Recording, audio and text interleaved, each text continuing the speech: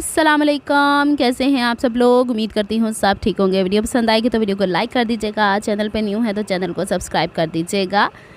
ईद की गहमा गहमी, ईद गुजर गई, इतनी तैयारियां हम लोगों ने की, रमज़ान के रोज़े रखे, टाइम आगे पीछे हुआ, उसके बावजूद भी हम लोगों की आखिर तक यही कोशिश रही कि ईद अच्छे से गुजर जाए। तो अल्हम्दुलिल्लाह ईद बहुत अच्छे तरीके से गुजरी है। चांद रात के हवाले से तो एक्सपेक्टेड ही था कि 29 ही रोज़े होंगे, तो बहरहाल फिर भी हम लोगों ने चांद रात के हवाले से तो कोई यहाँ पे वीडियो कैप्चर नहीं की, क्योंकि अफ्तारी के बाद तबीयत अजीब सी थी। उसके बाद मैं सो गई 11 बजे के करीब ही।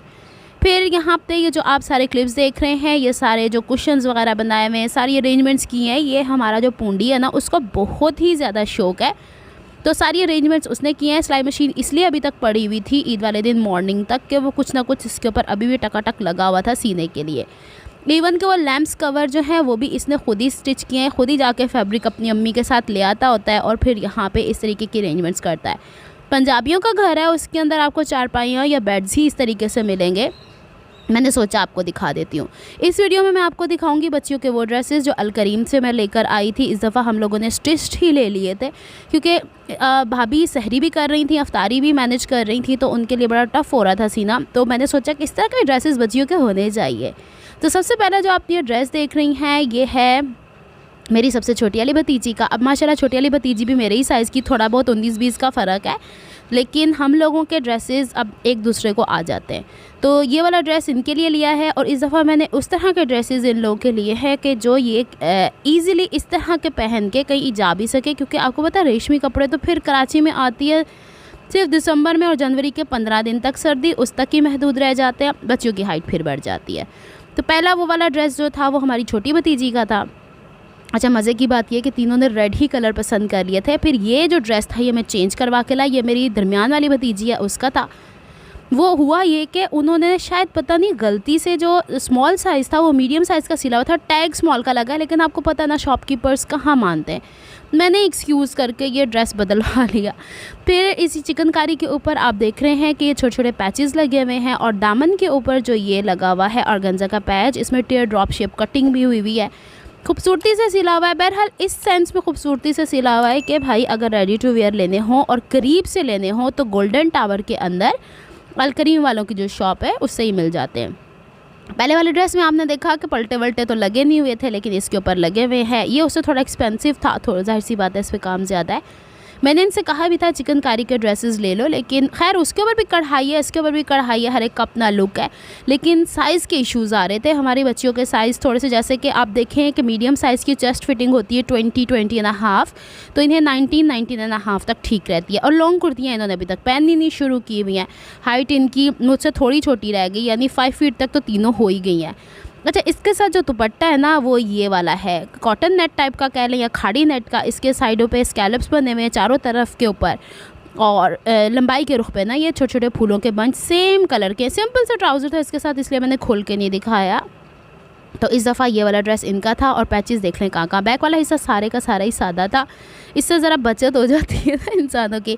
फिर जनाब जो तीसरे नंबर का ड्रेस दिखा रही हूँ, बेसिकली यही वो ड्रेस था। अभी आप देखिएगा ये वाला जो ड्रेस था ना, और इसकी दूसरी वाली जो ग्रीन वाला भी मैं दिखाया, वो भी सेम यही पसंद करके आई थी कि दादों को रेड कलर पसंद है तो हम रेड कलर लेंगे।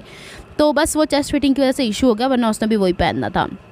ट्राउज़र के ऊपर आपने देख लिया लास्ट वो किस तरीके से उन्होंने लेस को खींच के लगाया हुआ, क्या क्या देखती है नीला। चले कोई नहीं।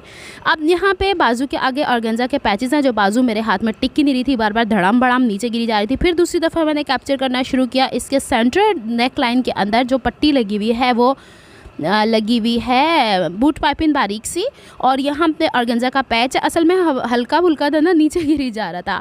यहाँ पे आपको इसका लग तो रहा है कि पैनल्स में स्टिच हुआ है, नहीं, इसकी कढ़ाई ऐसी है। बस ये कि बॉटम के ऊपर जो इन लोगों ने ये पैच लगाया हुआ है इसके ऊपर इन्होंने लेसिंग की हुई है, अदरवाइज़ इतनी कोई वो नहीं है।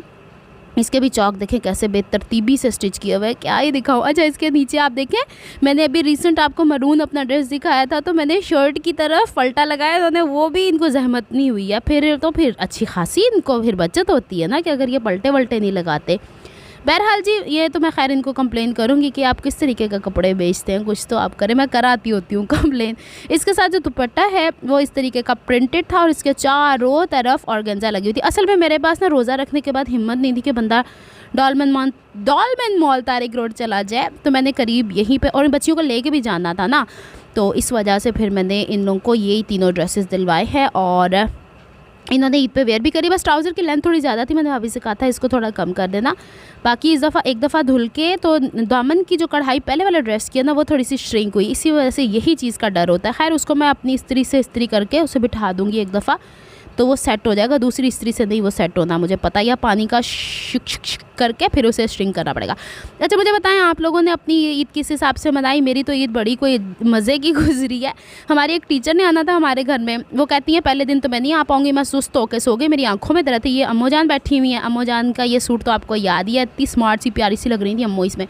और मेरे भतीजे जो हैं वो लेकर आए थे यहाँ से शॉपिंग करके, तो अपने कपड़े दिखा रहे हैं। साथ साथ आप देखें, आप मेरी कहानी भी सुने, और मैंने जो कपड़े पहने मैं आपको दिखाती हूँ।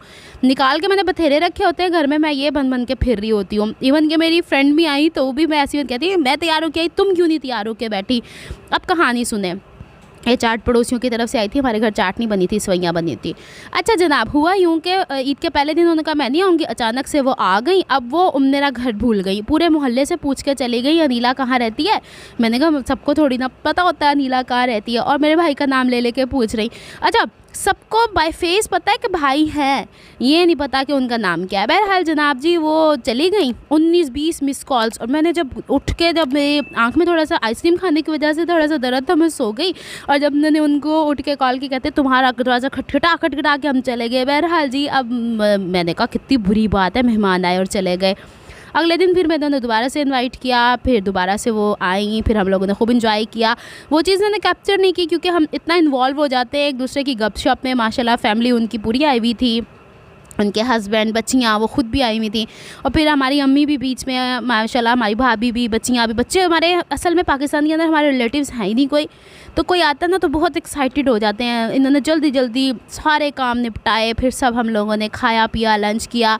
फिर इसके बाद डिनर की गुंजाइश ही नहीं रही, फिर टिंडे पांडे हम लोगों ने सारे तोए मांजे फिर इसके बाद हम लोगों ने सारी सेटिंग दोबारा की। मतलब बहुत अच्छा दिन हमारा सेकंड डे गुजरा, लेकिन वो जो फर्स्ट डे का हुआ है ना, थोड़ा सा तनाव, उसकी वजह से बड़ी परेशान हो गए कि घर में मेहमान आए किस तरीके से चले गए।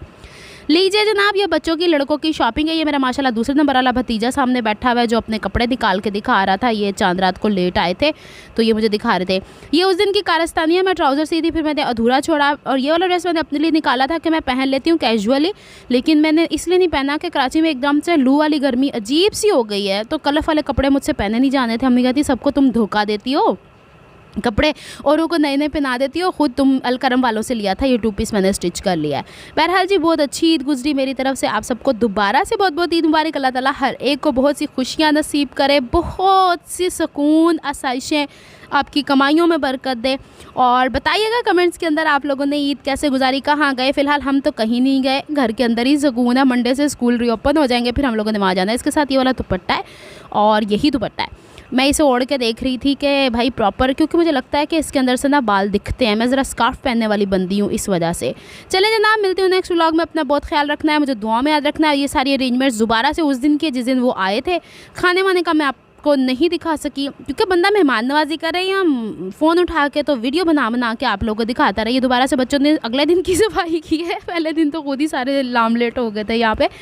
फिर हम लोगों ने यहाँ पे खाना वाना पेश करके उन लोगों की खैर खैरियत से खाना वाना खिला के उनको रुखसत किया है। फिर ईदियों शीदियों का तबादला बताया ज़रा कितनी कितनी ईदी हुई है। मेरे पास 7000 ईदी इकट्ठी हो गई है। आप लोगों के पास कितनी ईदी इकट्ठी? पिछले साल तक 54 भी नहीं सी इकट्ठी हुई।